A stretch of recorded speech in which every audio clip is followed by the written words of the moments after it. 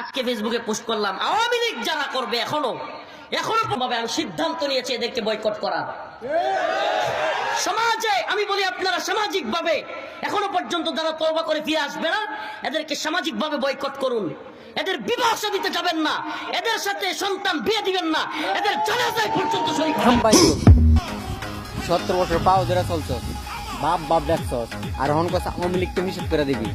এই মাদার চোদ, এই সময় বাপ ডাকছস আর হন কাছে আওয়ামী লীগ নিষেধ করবে। আমার ভিডিওটা সবাই শেয়ার করে দেবেন, আর এর নেক্সট ভিডিও আপনারা দেখেন কি বলছিল। বঙ্গবন্ধু শুধুমাত্র আওয়ামী লীগের নেতা নয়, বঙ্গবন্ধু এ জাতির 18 কোটি মুসলমানদের নেতা।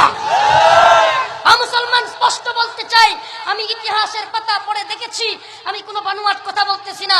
গোটা পৃথিবীতে যে সমস্ত নেতৃত্বের কথা গোটা পৃথিবী ইন্টারন্যাশনালি আলোচনা করা হয়, তার মধ্যে সবচাইতে আগে যে নামটা আসে সাউথ আফ্রিকার নেলসন ম্যান্ডেলা। এরপরে যে নামটা গোটা পৃথিবীতে ইন্টারন্যাশনালি সবার কাছে গ্রহণযোগ্য, সেই নামটা আমাদের বঙ্গবন্ধু শেখ মুজিবুর রহমান।